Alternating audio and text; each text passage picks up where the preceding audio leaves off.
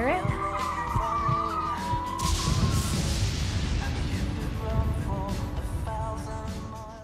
My name is Jill. You are here at Road Culture Rules, and today we're going to continue with the walking away theme. We're going to be continuing with that for a while. I am really enjoying my thinking process. So as I'm sorting and simplifying and figuring out what I need to get rid of, part of that is my walking away. So this is what we're talking about, but today I wanted to expand to the dog. What does he need when he walks away? But first we're going to take a deep breath. In for 4, hold for 4, exhale for 4, and we're going to see you on the other side. What do we have there? Where's my dog? Hey, Freedom. Guess what time it is? Are you excited? See, you've rolled in the dirt. If you're like me and you've had more than one dog, you have probably accumulated quite a bit of dog and or cat stuff. Now, as you know, my cat passed away January 1st, so I don't need to plan for the cat anymore, but I still have the dog. I probably will always have a dog. And so he has all kinds of things because he is my Freedom 1, Roomy, Rocky, Freedom 2. So he's my 4th dog. And so I have quite a large assortment of doggy related items. And so as I'm sorting through them, I'm thinking, what do I need to keep? What do I need to let go of? What does he need? And as you know, I'm simplifying from the perspective of, if I could never buy anything again, what would I want to take with me? I'm sorry the camera's shaking. I'm in the trailer and that just happens out here. So the first thing I bought a long time ago is this dog whistle, and he is totally untrained to it, but you know, it would be really nice if he was. But what I like about it is it kind of perks him up. And so this is an easy, light little thing that will be coming with us. Maybe not as a practical device, but hey, why not? And the next thing I wanted to do is, I got him this backpack. Actually, I didn't even get it for him. I got it for a different dog. Luckily, it's adjustable, and all my dogs have been medium to large, so I've never gotten a real tiny dog. Anybody who is familiar with Cesar Millan, you might remember him and still know him as the dog whisperer. One of the things he talked about having a dog with a backpack was to give the dog a job in order to help with its discipline and mental stress. So there's really 2 big things that are happening with this. The first is it is mentally stressful. You'll notice how happy he looks when he's walking with it. Is that it's a way of challenging them. The second, which is also really important, is that physically, I don't think it's supposed to be more than 10% body weight.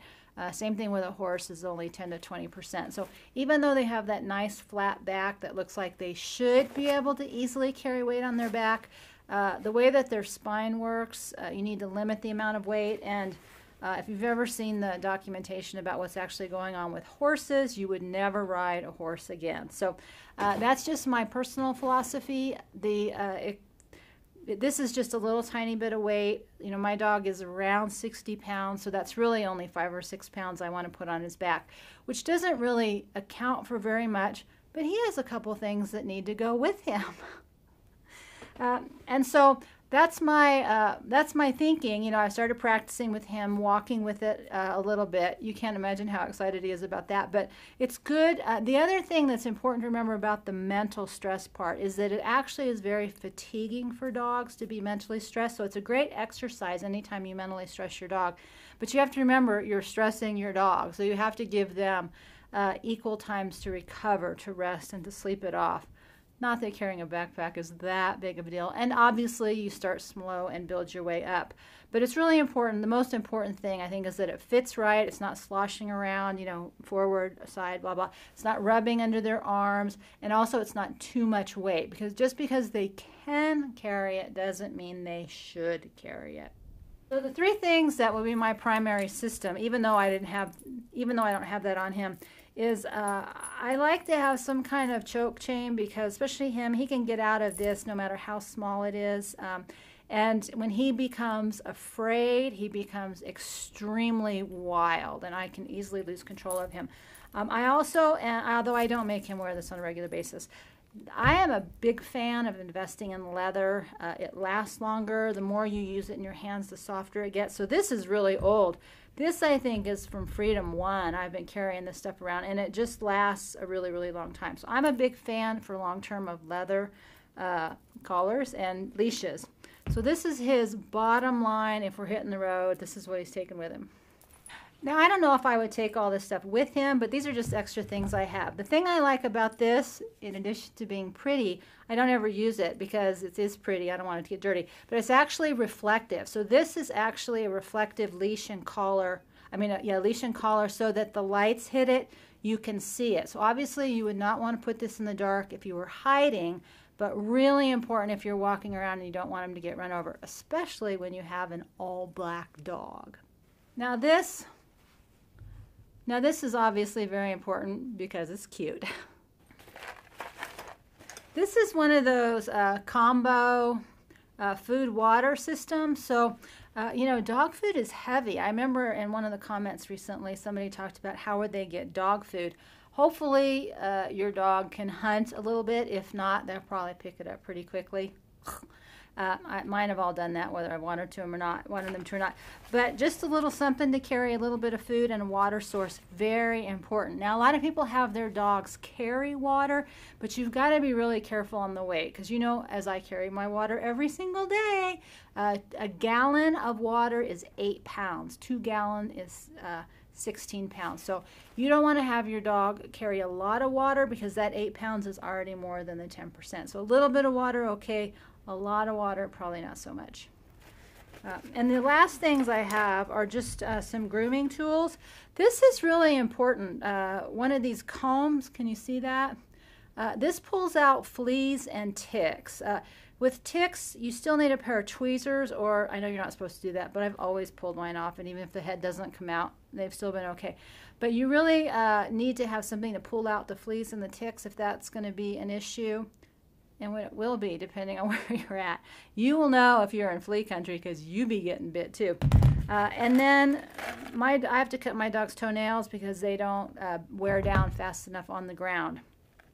And the last thing, this is something, some of you may notice it, what this is. Do you know what this is? I do not like these. These are choke chains for people who are training, and the pressure, if you can see, that goes into their neck to train them. Here are some tips to soften that. The only reason I have this, and I don't know if this will work or not, but my thinking is if you wear it on the outside like that, most animals, when they try to kill your dog, are going to go for its throat. So I'm thinking it wouldn't be a bad idea to have the prongs extended outward so it's smooth on the inside, it doesn't hurt him. But if something tries to bite him, it might take a little oomph out of their bite. I don't know if that will work or not, but I have this. I didn't throw it away. But I think that for somebody trying to attack your dog, it might be a bit of a deterrent. And that's just what I have as my little kit.